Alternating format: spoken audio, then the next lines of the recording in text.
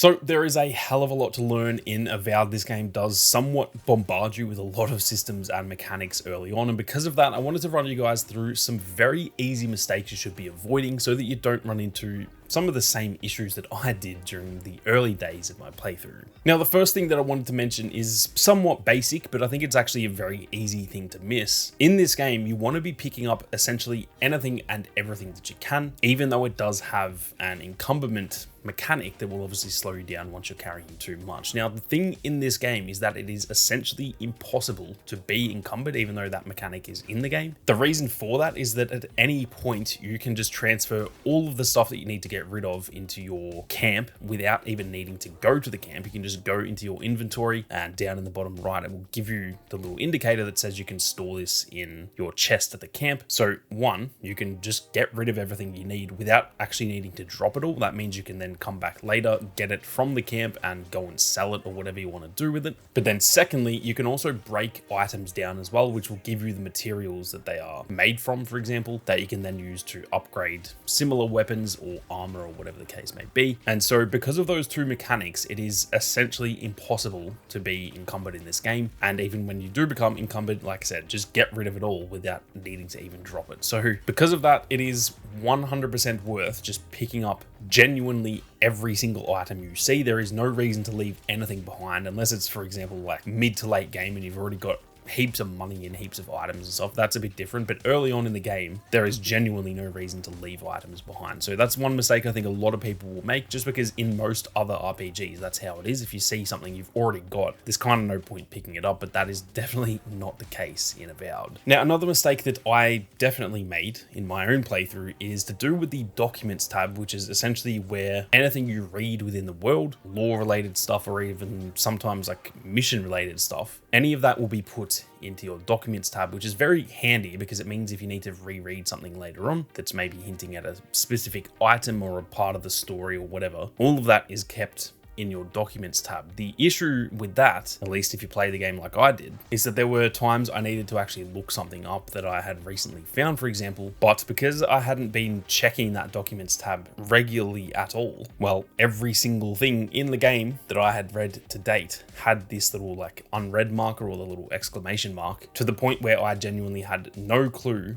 which of these items was which, and that meant that when I was looking for a specific thing, I just instantly did not know which one it was, and it made it very frustrating. Now, the thing for me is that because I record my own gameplay, it's a bit easier for me. I can just go back and watch that, but obviously for most of you guys, that is not the case. You're not recording every minute of the game, and so for me, I ended up being lucky that I just went back to the footage and found what I needed to find. But because you guys aren't doing that, I would highly recommend just every half an hour, every hour, go into your Documents tab and just sort of check off the ones that you've recently unlocked. And that means that when you eventually do need to find one that is more recent in that Documents tab, well, only the recent ones will have that little exclamation mark, and it will make it a lot easier for you guys to find what you need to find. Now, another mistake that I know I was making early on, I'm sure a lot of you guys are probably a lot smarter than me, so this might not be a common issue, but for me, I was really forgetting about the grenades in this game to the point where I actually kind of forgot they existed early on and was definitely not using them. Now, first and foremost, it's worth noting that grenades in this game have 0 carry weight, and there are also so many different types of grenades that you should just be picking up, like I said earlier, every single grenade that you find, even more so than all the other items like I was talking about earlier, because these have 0 carry weight, and it means that at any given time you could have like 50 or more grenades in your inventory, and these are absolutely clutch in really tight combat situations where you just need a little bit of an extra edge. Now, I don't know what it is about them in this game. I think it's just because I'm playing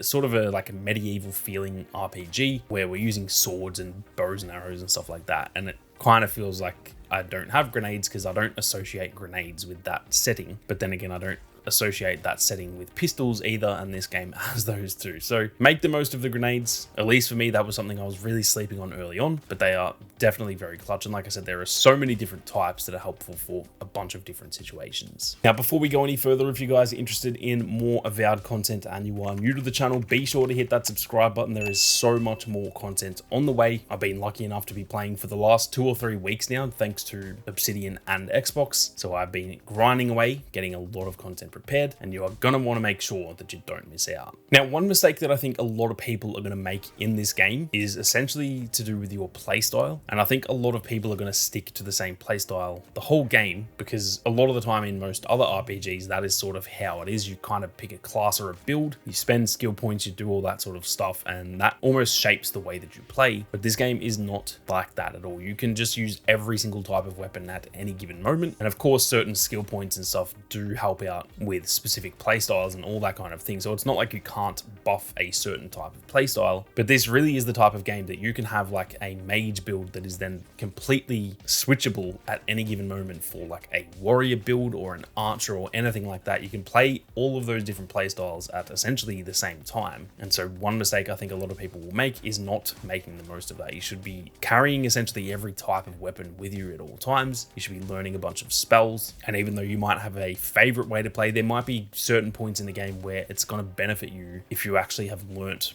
most of those different playstyles. For example, maybe there'll be a boss that is just really hard when you're playing as a mage, and if you've only ever played as a mage, well, you're going to kind of struggle, whereas if you've been balancing it out quite a bit, well, some of the other playstyles might suit that even better. So do not stick with just the same playstyle the whole game. The exception to that is probably if you know that you're going to do multiple playthroughs, then that's different. Do one playthrough as like a mage, one as an archer, whatever the case may be. But if you know you're only going to play this game probably the one time, I'd highly recommend changing up your playstyle and essentially giving them all a try. Now, something that I know I myself made this mistake as well is to do with the godlike abilities. And these, for some reason, almost like the grenades, are very easy to miss. Not so much that you miss them, but you just forget about them because they're not as like readily available as a lot of other stuff in this game. Now, there is an ability that's unlocked immediately as soon as you start the game called the Divine Thorn. It is essentially like a stealth ability. It's really just a one-hit kill from behind, but it's still worth using. That is unlocked right away, like I said. But as you progress through the story, you will unlock more and more of these godlike abilities, and I don't know what it is about them, but they're honestly very easy to forget about, even though they're some of the best abilities in the game. So do not sleep on them. To me, they're actually kind of reminiscent of the shouts in Skyrim. They're almost like these sort of ultimate abilities that only you can have, and like I said, they are very, very solid, so do not sleep on them at all.